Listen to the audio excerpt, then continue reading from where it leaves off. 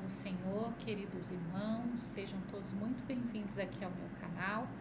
No vídeo de hoje, irmãos, eu gostaria de trazer uma notícia que eu estava lendo lá no site da BBC News. É uma notícia que fala sobre a dependência do Brasil aí com os fertilizantes da Rússia. Irmãos, depois que começou essa guerra entre a Rússia e a Ucrânia, nós começamos a ver muitas coisas que estão acontecendo no nosso cenário internacional, principalmente o quanto as importações que o Brasil faz com a Rússia através dos fertilizantes, isso pode impactar na nossa agricultura. Bom, depois de eu ler sobre essa matéria, irmãos, eu gostaria de falar um pouco sobre a história de José. E por que a história de José ela tem muito a ver com os últimos dias na Terra, mas é um pouco mais à frente deste vídeo. Por enquanto, eu gostaria de ler então para os irmãos esta matéria da BBC News, que ela foi publicada no dia 7 de março de 2022. O título é Guerra na Ucrânia será catastrófica para a alimentação global, diz gigante dos fertilizantes. A guerra na Ucrânia vai causar um choque catastrófico na cadeia de suprimentos e no custo dos alimentos, afirmou Sven Thor, chefe de uma das maiores empresas de fertilizantes do mundo, em entrevista à BBC. Metade da população mundial obtém seus alimentos graças ao uso de fertilizantes, e se isso for retirado de alguns cultivos, essa produção poderá cair em até 50%, afirmou Roseter, da Yara International, empresa com sede na Noruega, que opera em mais de 60 países e compra quantias consideráveis de matéria-prima da Rússia. Para mim, não é uma questão se vamos ou não entrar numa crise global de alimentos, mas quão grande será esta crise? Segundo ele, antes mesmo da guerra na Ucrânia, o preço de fertilizantes já estava alto por causa do aumento da cotação do gás natural. Agora o cenário tem mudado a toda hora, disse ele. Nós já estamos em situação difícil antes da guerra e agora há essa quebra na cadeia de suprimentos, enquanto nos aproximamos do período mais importante da temporada para o hemisfério norte, que é quando muito fertilizante precisa ser transportado e isso provavelmente será impactado. A Rússia e a Ucrânia estão entre os principais produtores mundiais no setor agrícola. A Rússia também produz quantias enormes de nutrientes como potássio e fosfato, que são ingredientes essenciais para os fertilizantes utilizados para o crescimento das plantações. Então vejamos, irmãos, a importância que a Rússia tem na questão de exportação de fertilizantes, principalmente para o Brasil. Em meio ao agravamento da guerra, a Rússia recomendou aos produtores locais que suspendessem as exportações de fertilizantes e seus insumos. Ainda não se sabe qual será o impacto no Brasil. Antes da deflagração do conflito, o presidente Jair Bolsonaro foi à Rússia para, entre outros objetivos, garantir o suprimento de fertilizantes. Vale lembrar que o Brasil é o quarto maior consumidor de fertilizantes do mundo, atrás da China, Índia e Estados Unidos, e o maior importador mundial desses insumos. A soja é a principal cultura consumidora de fertilizantes no país, somada com o milho, a cana-de-açúcar e o algodão. Essas quatro culturas absorvem mais de 90% dos fertilizantes produzidos ou importados pelo Brasil, diz a Embrapa. Então, irmãos, olha só, o Brasil é o quarto maior consumidor de fertilizantes do mundo. Isso é um dado muito importante. E também o maior comprador mundial de insumos.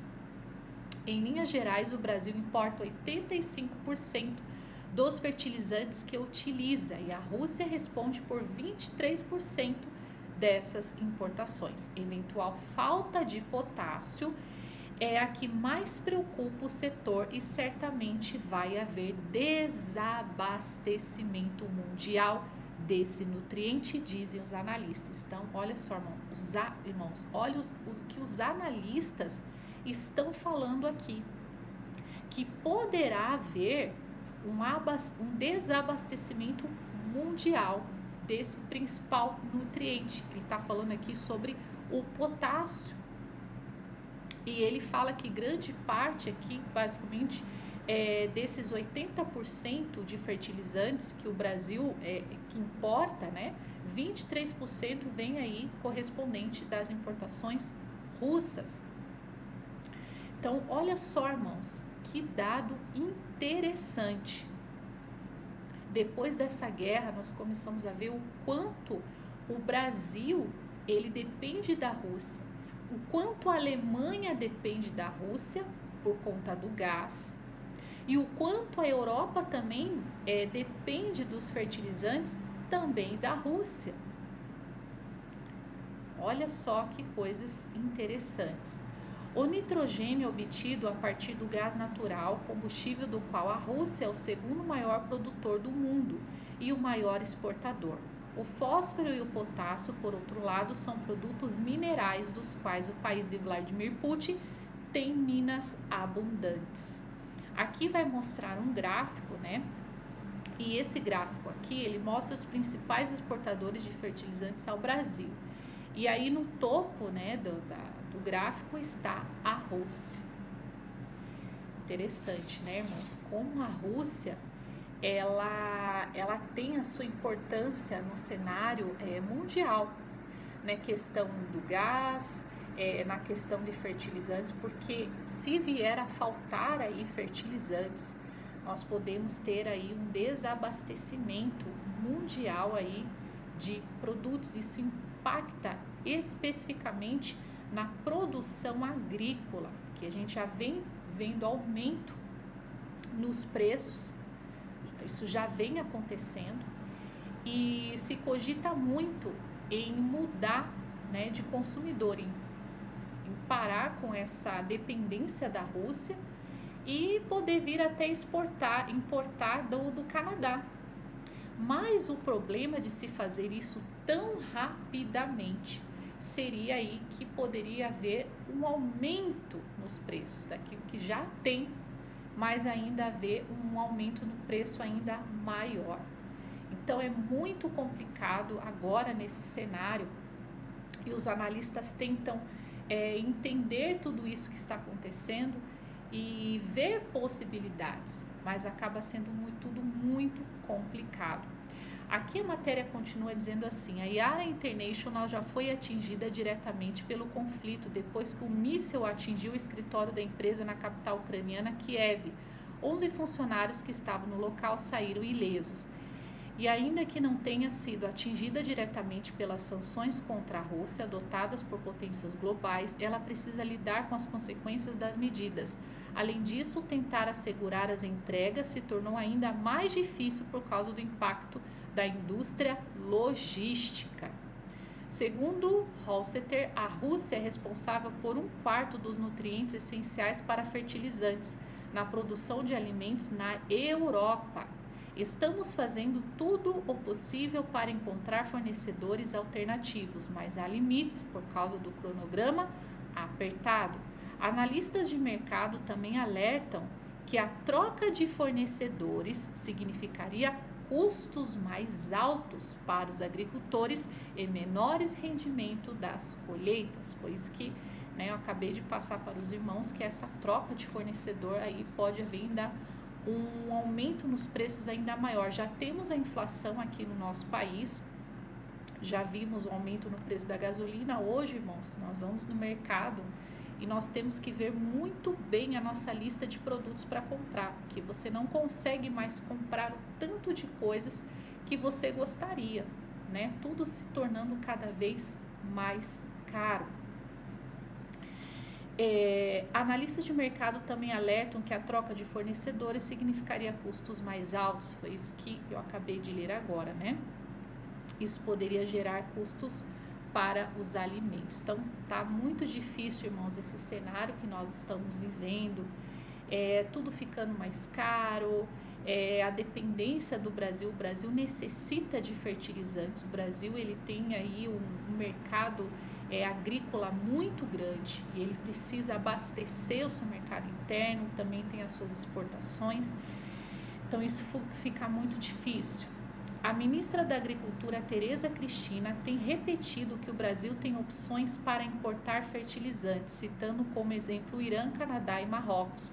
Mas especialistas do setor avaliam que a situação não é tão simples e que a gravidade do cenário varia de insumo a insumo.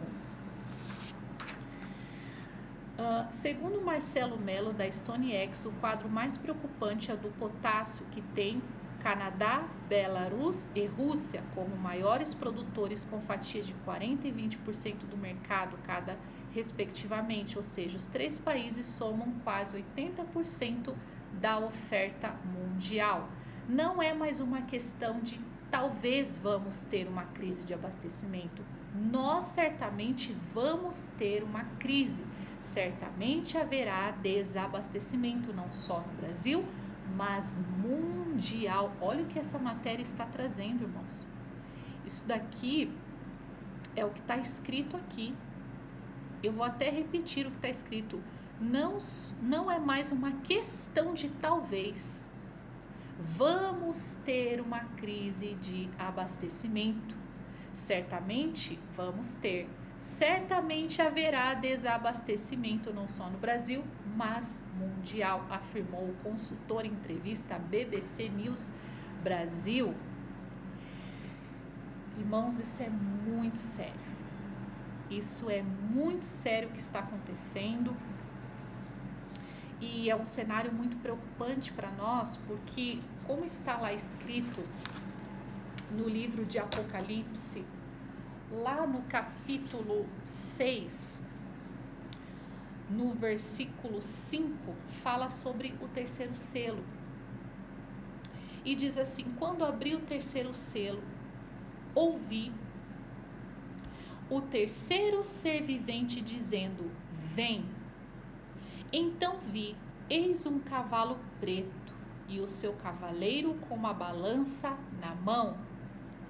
Eu vi uma como voz no meio dos 4 seres viventes dizendo: uma medida de trigo por 1 denário, 3 medidas de cevada por 1 denário, e não danifiqueis o azeite e o vinho. Aqui, irmãos, está falando de fome. Aqui está falando de um período de fome muito grande, porque este cavalo preto, ele simboliza a fome. E o cavaleiro, ele está com uma balança na mão. E ali diz: 1 quilo de trigo por 1 dia de trabalho. Então, está sendo vendido 1 quilo de trigo por 1 dia de trabalho. 3 quilos de cevada por 1 dia de trabalho. Então, olha só. Está se vendendo pouco. Está sendo como se o alimento estivesse sendo racionado. Você está comprando pouco alimento.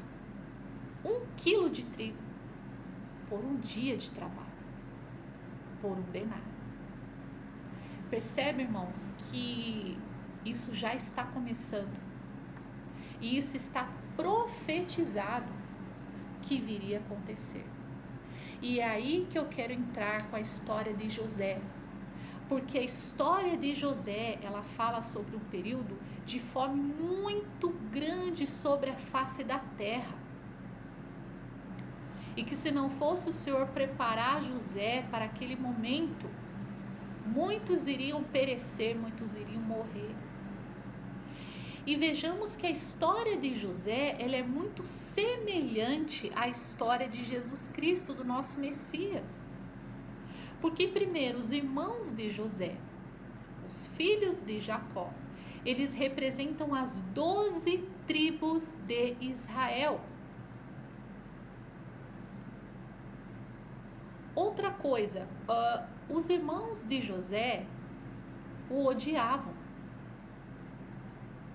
Nós sabemos que eles jogaram José num poço, tentaram matar, mas em comum acordo, então eles acabam vendendo José para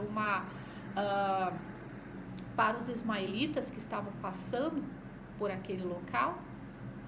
Eles vendem José por 20 moedas de prata.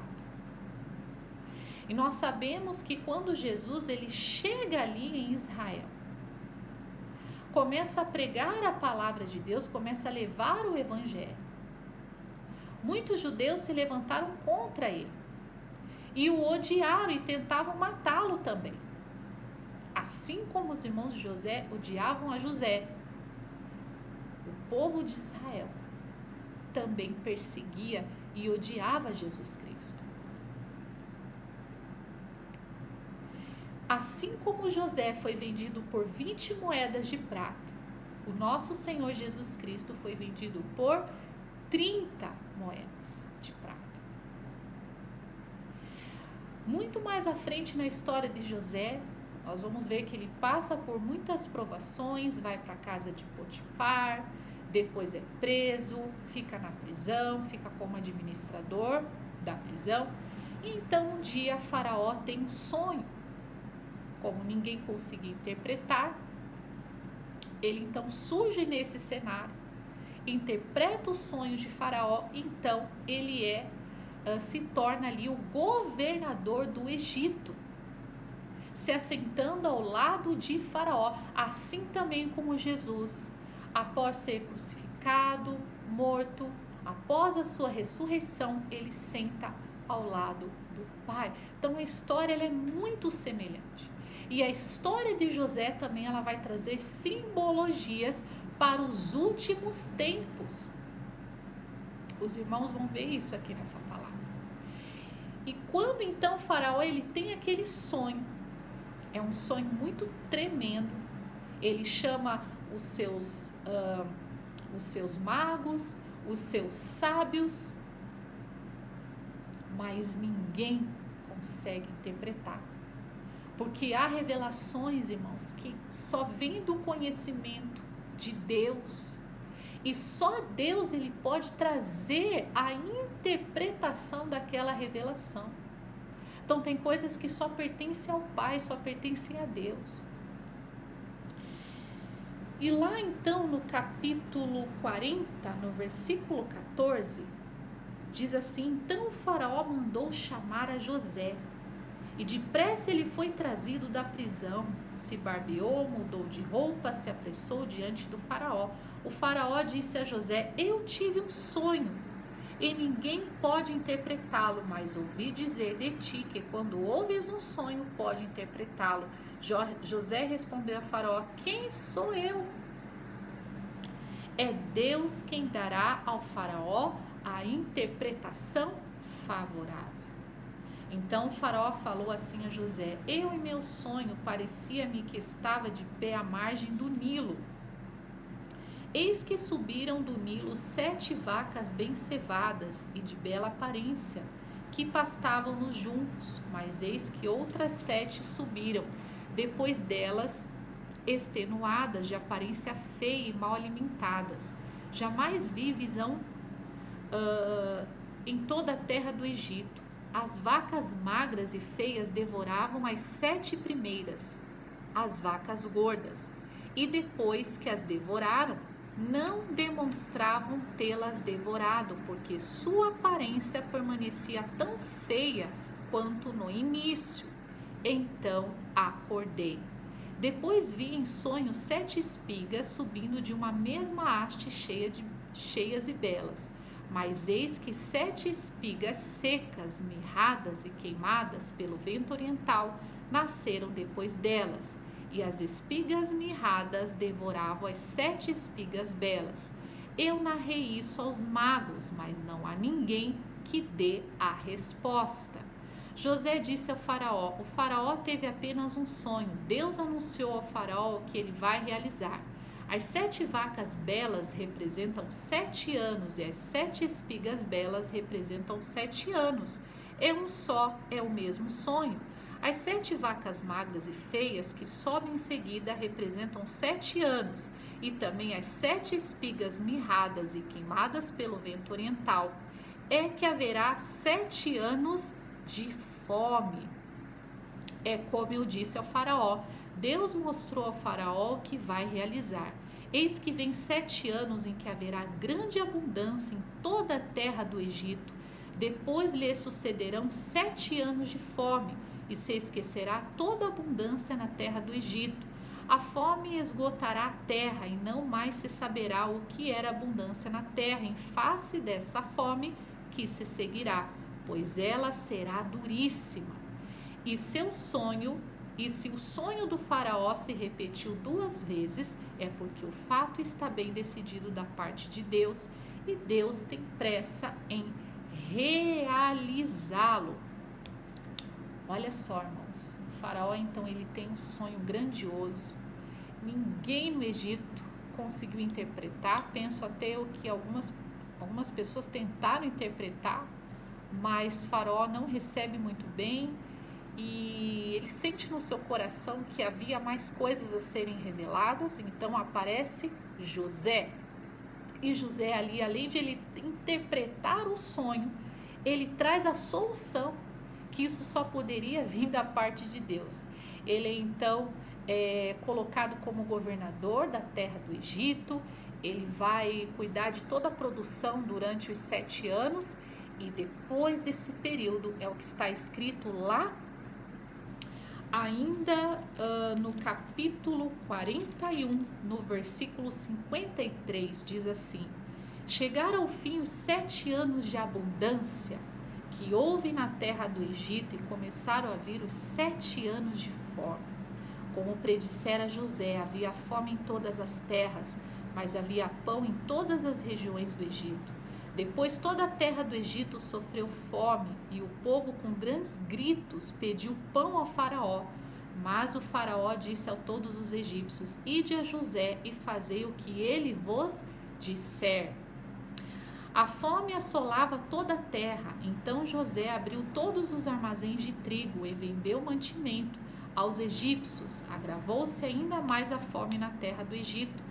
De toda a terra se veio ao Egito para comprar mantimentos com José, pois a fome se agravou por toda a terra. Irmãos, foi algo assim devastador, trazendo também impactos econômicos sobre a terra, porque se você não consegue produzir, se você não consegue gerar ali alimentos durante esse período, imagine o impacto econômico que isso aconteceu sobre a vida das pessoas. E aí que entra, aí que a história ela vai ganhando uma certa força, no sentido que os irmãos de José, eles vêm até o Egito para comprar alimento. A fome era severa. Nós vimos aqui que com grandes gritos, né, o povo pediu pão a Faraó. O Faraó pede que então o povo fosse a José, que ele era o responsável para que então fosse comercializado a venda do pão. Lá no capítulo 42, irmãos, ali vai falar da chegada dos irmãos de José no Egito. Está escrito assim, capítulo 42, versículo 1 diz assim: Jacó, vendo que havia mantimento à venda no Egito, disse a seus filhos: por que estáis aí a olhar uns para os outros? Eu soube, disse ele, que há mantimento para vender no Egito. Descei comprar mantimento para nós, a fim de que vivamos e não morramos. Os 10 dos irmãos de José desceram, pois, ao Egito para comprar trigo. Quanto a Benjamim, o irmão de José, Jacó não enviou com os outros. Não convém, disse, para consigo que lhe suceda alguma desgraça. Foram, pois, os filhos de Israel comprar mantimento, misturados com outros forasteiros, porque a fome assolava a terra de Canaã. José, ele tinha autoridade na terra, era quem vendia o mantimento a todo o povo da terra. Os irmãos de José chegaram e se prostraram diante dele com a face por terra. Logo que José viu seus irmãos, ele o reconheceu, mas fingiu ser estrangeiro para eles. Ele falou duramente. Então, irmãos, ali, quando os irmãos chegam na terra do Egito, eles se prostram a José. E eles não imaginam que estavam diante do seu irmão, aquele que eles perseguiram, que eles tentaram matar. E José, ele já os reconheceu, mas os irmãos não o reconhecem. E isso é o que acontece com Yeshua HaMashiach, porque o povo também não consegue ver quem Cristo realmente foi. E aqui na história, José, quando está diante dos irmãos, ele na hora já os reconheceu. E a partir desse momento, irmãos, nós vamos ver que José, ele vai bolar um plano e ele vai colocar os irmãos dele à prova para saber se realmente os irmãos dele estavam arrependidos daquilo que haviam feito com ele. E ele vai pedir então que os irmãos tragam o seu irmão mais novo, que seria Benjamim. E nós sabemos que Jacó, ele tem uma certa proteção com Benjamim, porque como ele achava que José havia sido morto, então ele tentava preservar Benjamim. Até que em um dado momento os irmãos voltam no Egito com Benjamim. Eles têm ali Eles comem até com José, né? Tem um grande banquete de José com os irmãos, e os irmãos até aquele momento ainda não sabem que estão com o seu irmão. E depois daquele banquete, José pede para que um dos seus servos que estava com ele, dos seus intendentes, colocasse a sua taça na bagagem de Benjamim. Por que José ele vai bolar este plano? Porque ele queria provar os irmãos. Ele queria saber se houve arrependimento para com seus irmãos. Irmãos, essa história, ela traz simbologias para os últimos dias. Porque nós sabemos que o povo de Israel não aceita Jesus como Messias. E nós sabemos que haverá ali em Jerusalém, mas como em todo o mundo, um período de grande tribulação. Haverá fome sobre a terra, haverá grandes terremotos, guerras. E uma dessas guerras, a mais importante, que é a guerra final, é de Gog e Magog. Que após essa guerra de Gog e Magog, que está escrito lá em Ezequiel no capítulo 38, o Senhor se dará a conhecer ao seu povo. Ou seja, um momento de grande tribulação, onde o povo será provado, mas que no final reconhecerão o Cristo, o seu Messias. E aqui também no final da história de José, quase no final, porque ela vai ainda ter mais capítulos, né? Ainda tem a bênção de Jacó sobre os seus filhos, né?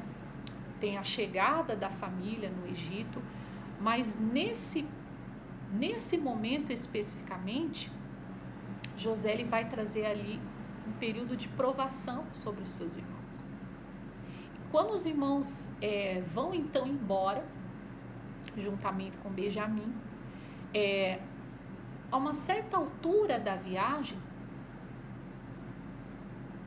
um intendente de José, ele alcança então os irmãos de José e pede para verificar as bagagens. E é verificado então que a taça de José estava na bagagem de Benjamim. Ali então os irmãos têm que voltar para o Egito. Então José repreende os irmãos e diz que então Benjamim teria que ficar como escravo na terra do Egito. E aí, irmãos, que José realmente vai ver neste momento se os irmãos vão fazer a mesma coisa que fizeram com ele, se vão de fato não se importar com Benjamim, como não se importaram com ele, mas se dessa vez os irmãos eles vão ter um arrependimento e vão tentar de certa forma proteger o seu irmão. E é o que está escrito lá no capítulo 43, quando os irmãos retornam para a terra do Egito. E nós vamos ver que Judá, que era irmão de José, ele vai se colocar na brecha por Benjamim, para que então Benjamim não ficasse preso no Egito, para que então ele não fosse escravo no Egito. Judá se põe na brecha. Toda a história aqui é contada para José, porque eles nem fazem ideia que José era seu irmão. Eles vão contar toda a história sobre aquele irmão que eles odiavam, sobre toda a história. E de quanto Benjamim se torna importante para seu pai na ausência de José. E lá então, no capítulo 43, no capítulo 44, no versículo 33, quando Judá se põe na brecha pelo seu irmão Benjamim, ele diz assim, capítulo 44, versículo 33, agora que teu servo fique como escravo de meu senhor no lugar do rapaz, ou seja, do Benjamim, e que este volte com seus irmãos. Como poderia eu retornar à casa de meu pai sem ter comigo o rapaz? Não quero ver a infelicidade que se abaterá sobre meu pai. E ali, efetivamente, José vê o arrependimento dos irmãos, o irmão dando praticamente a sua liberdade, a sua vida por Benjamim. Ou seja, aquele momento de provação que eles tiveram trouxe aos irmãos um momento de arrependimento, de até mesmo Judá se colocar na brecha. E o que é se colocar na brecha? Você dar a sua vida pelo outro. E é isso, irmãos, que vai acontecer nos últimos dias com Israel. Haverá um período também de provação. E aonde haverá um grande arrependimento. Lá no capítulo 45, José, então, depois desse acontecimento, ele não aguenta de segurar as suas lágrimas e ele então se dá a conhecer aos seus irmãos. Você vê como a história de José realmente parece com Cristo, porque depois de todo aquele ódio dos irmãos a José, ele ama os seus irmãos, ele se compadece dos seus irmãos, assim como Cristo, que ama o seu povo, independentemente de tudo aquilo que fizeram. Então, no capítulo 45, versículo 1 diz, então José não pôde se conter diante de todos os homens de seu séquito, e gritou, fazei sair a todos de minha presença. E ninguém ficou junto dele quando José se deu a conhecer aos seus irmãos, mas ele chorou tão alto que todos os egípcios o ouviram e a notícia chegou ao palácio de Faraó. José disse aos seus irmãos, eu sou José, vive ainda meu pai? E seus irmãos não puderam lhe responder, pois estavam conturbados ao vê-lo. Então disse José a seus irmãos, aproximai-vos de mim, e eles se aproximaram. E ele disse, eu sou José, vosso irmão, que vendestes para o Egito. Mas agora não vos entristeçais, nem vos aflijais, porque por me terdes vendido para cá, porque foi para preservar vossas vidas que Deus me enviou adiante de vós. Há 2 anos, com efeito, que a fome se instalou na terra, e ainda haverá 5 anos sem semeadura e sem colheita. Deus me enviou adiante de vós para assegurar a permanência de vossa raça na terra e salvar vossas vidas para grande libertação. Olha, irmãos, o texto falando de libertação. Está trazendo aí uma grande revelação para os últimos dias. Assim não fostes vós que me enviastes para cá, mas Deus, ele me estabeleceu como pai para Faraó, como senhor de toda a sua casa, como governador de todas as regiões do Egito. Irmãos, aqui José se revelando aos seus irmãos. E houve um choro tão grande que todo o Egito ouviu o que estava acontecendo ali. E esse encontro é algo muito lindo, é algo muito profundo, porque Jesus, ele também, durante a grande tribulação, nos dias finais, ele também vai se encontrar com o seu povo. Ele também vai ter um encontro, assim como José falou, eu sou José. Os irmãos jamais iriam descobrir quem era ele se ele não se revelasse. Ele disse, eu sou José, assim o Senhor também chegará ali em Israel e se revelará ao seu povo. A guerra de Gog e Magog também é para se revelar, para o Senhor se revelar às nações. E o Senhor se dará a conhecer às nações. E depois ele terá um particular com o seu povo. Olha, irmãos, isso está escrito lá no livro do profeta Zacarias. Livro do profeta Zacarias. Deixa eu ver aqui. No capítulo 12, versículo 10.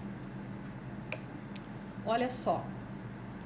E sobre a casa de Davi e sobre os habitantes de Jerusalém, derramarei o espírito da graça e de súplicas. Olharão para aquele a quem transpassaram.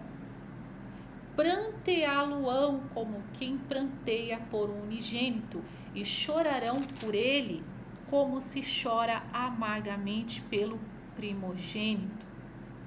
Naquele dia será grande o pranto em Jerusalém, como o pranto de Hadad e Rimom, no vale do Megido.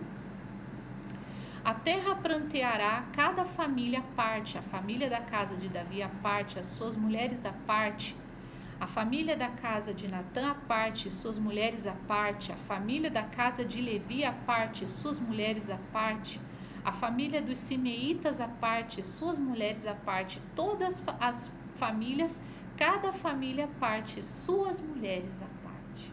Ou seja, haverá um grande pranto. Por quê? Porque eles vão se arrepender daquele que eles transpassaram, que é o Cristo. E aí tem um versículo muito lindo que está agora no capítulo 13 de Zacarias, no versículo 6. Porque as pessoas vão olhar Jesus e assim como os irmãos de José não o reconheceram, eles vão olhar para Jesus. E aí eles vão fazer uma pergunta. E está lá no capítulo 13, versículo 6, que diz assim: se alguém lhe disser, que feridas são essas nas tuas mãos? Responderá ele. Ele quem? Machia. São as feridas com que fui ferido na casa dos meus amigos. Essa é a pergunta. Que quando Jesus chegar naquele lugar ali em Jerusalém, quando o Senhor se revelar ao seu povo, Primeiro haverá um pranto, como houve aquele pranto no Egito quando José se dá a conhecer aos seus irmãos. E aqui também, cada tribo pranteará sobre o Mashiach. E eles vão olhar para o Messias, e eles vão ver um símbolo nele e eles vão achar aquilo estranho. E eles vão dizer assim: que feridas são estas nas tuas mãos? Sabe o que Jesus vai responder? Foi a ferida com que me fizeram na casa dos meus amigos. E esses são os momentos finais da história, então, para a entrada no milênio. Irmãos, a história de José, ela fala assim, sobre um período muito difícil que houve na terra e poderá semelhantemente ocorrer novamente, porque as histórias, elas tendem a se repetir. Quando nós vamos para o livro de Esther, fala que Ramã, ele odiava o povo judeu. E ele quis exterminar o povo judeu. E muitos anos depois, nós vamos ver que na Alemanha se levantou um homem que odiava o povo judeu e quis exterminá-los. A história se repete, irmãos. Como eu trouxe no começo desse vídeo essa reportagem, os analistas já estão falando sobre desabastecimento. O quanto essa guerra entre a Rússia e a Ucrânia está impactando mundialmente, irmãos. Como o Brasil tem sim se preocupado com essa questão. Será que continua importando da Rússia? Será que muda o seu fornecedor, passa para o Canadá? Será que o Canadá vai conseguir atender as demandas do Brasil? E também está profetizado, irmãos, como nós lemos lá em Apocalipse, o cavalo preto, um período de fome. Fala sobre inflação, tudo ficando mais caro. Você comprando poucas coisas e pagando mais por elas. E isso é muito preocupante. E quando nós lemos a história de José, a gente compreende um cenário muito difícil, um cenário de fome, onde as pessoas, elas começaram a comprar, depois elas não tinham nem dinheiro para comprar alimento. Aí começaram a vender o seu gado, os seus animais para Faraó. Depois que acabam os animais, eles vendem a si mesmo como escravos. Entende, irmãos, como isso impactou naquele momento, mas através daquele período de tribulação, de provação, foi aonde os irmãos de José se chegaram até ele e se arrependeram. Então José se dá a conhecer aos seus irmãos. Então nós vemos uma semelhança muito grande do que está para acontecer nos últimos dias. Então já se fala aí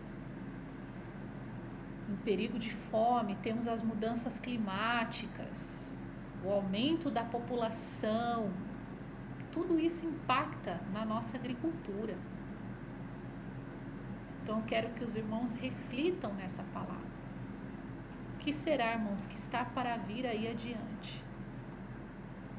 O que está para vir, irmãos? Por isso que temos que buscar muito ao Senhor e estar preparados para este momento, para que o Senhor possa cuidar do seu povo. O que nós podemos fazer, irmãos, é orar e buscar a Deus nesses momentos difíceis, porque não vai melhorar. O cenário mundial não é bom. As expectativas não são boas, tanto financeiras. Temos ainda uma pandemia que se iniciou lá em 2020, né, comecinho de 2020. Quando que imaginaríamos? Quando que estaríamos preparados para aquela situação? Lojas fechando, não podíamos trabalhar, enfim, irmãos, foi tantas coisas acontecendo e temos que estar preparados, irmãos. Então, que nós possamos refletir sobre essa palavra e estar preparados para os dias que virão.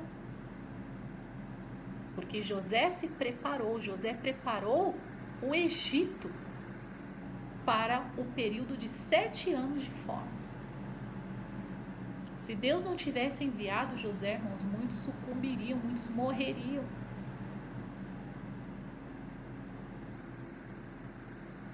É isso, irmãos, que estejamos preparados para mais notícias que virão, para mais momentos difíceis que virão. Que Deus abençoe a sua vida. Estejam todos na paz de Cristo Jesus.